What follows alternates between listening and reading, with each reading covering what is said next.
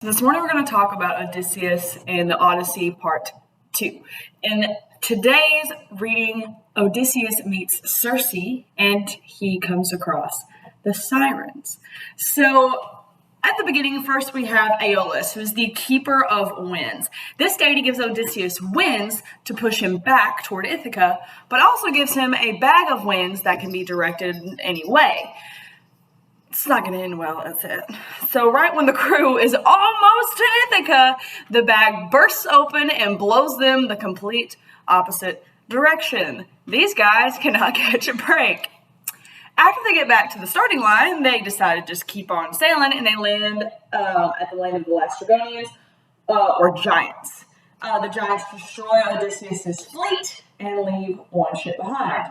So Odysseus has lost a lot of men on this journey. This is when they land on Aeolus, where Circe lives. Circe is a witch, basically. The men split up, and as Odysseus and half of his men guard the ship, the other half find Circe's home. They find all these dangerous animals acting like pets, and a woman weaving and singing, so boom, she's obviously a witch. Duh. Circe isn't too happy about seeing them in her home. She gives them wine and causes them to be drunk. But like a really intense form of drunk, and then turns the shore party into swine, or as we like to call them, pigs. So now, with Odysseus to the rescue, he runs into Hermes on his way to go save the other half of his men. And Hermes gives him a plant to protect him from Circe's wine, and tells him to ask Circe to not use her witchy ways on him. For some reason, Circe likes Odysseus. So Odysseus is like the popular kid that everyone loves for no reason if you haven't gotten that just yet.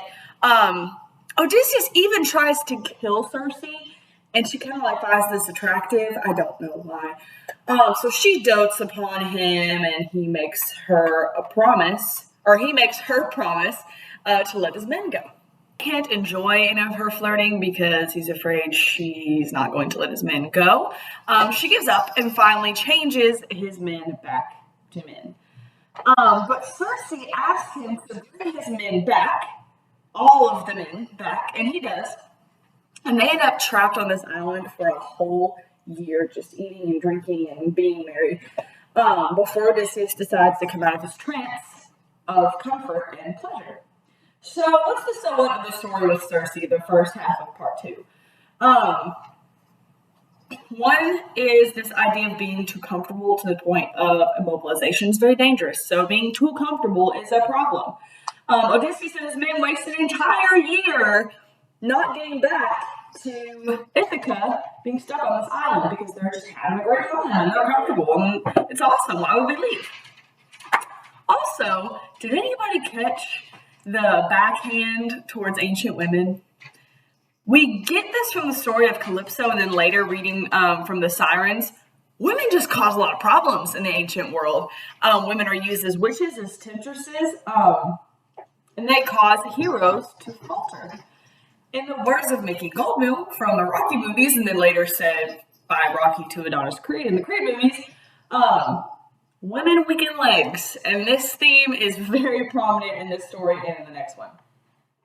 So get this little interlude of Odysseus going to the underworld. So Odysseus takes this quick little trip in the underworld, where Tiresias, who is a prophet, basically tells them to get their stuff together and stop being distracted, or they're never going to get home. Then, to put icing on the cake of what's the word I'm looking for, I guess regret, Odysseus sees his mother and discovers that she's died because she missed him and he was gone for too long. Talk about a good motivation to get it together. So then we get to the story with the Sirens.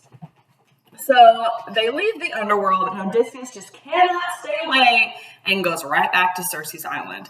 She warns him of the Sirens.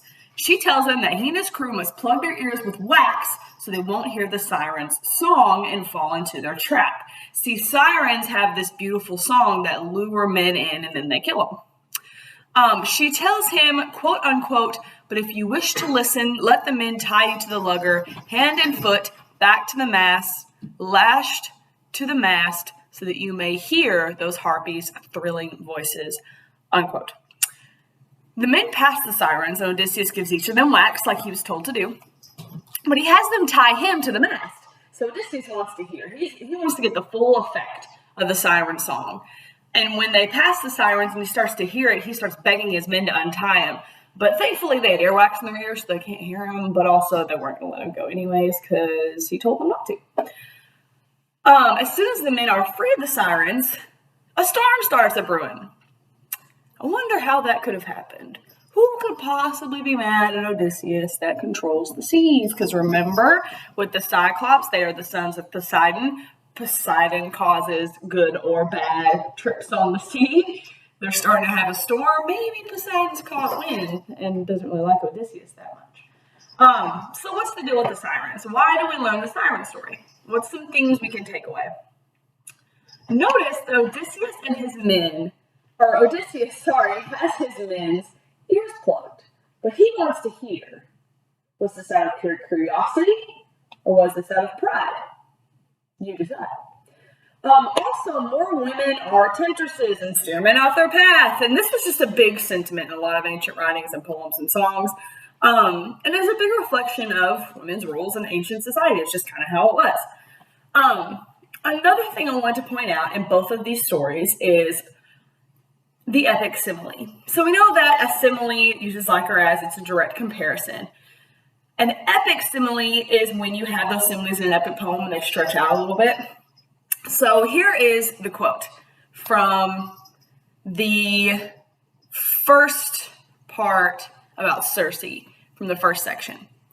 Sometimes in farmyards, when cows return well-fed from pasture to the barn, one sees the pens give way before the calves in tumult, breaking through to cluster about their mothers, bumping together and bawling.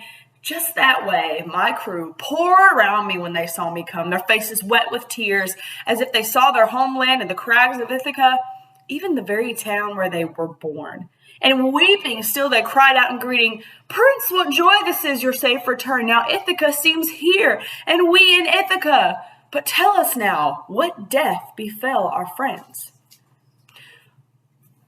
What does that simile mean? He starts talking about cows and like cows being happy to see their moms. He starts talking about his men. It's a direct comparison. He's comparing how much Odysseus' men depend on him and look up to him, like young depending on their mother. Again, do we hear a little bit more pride? Because I think I do.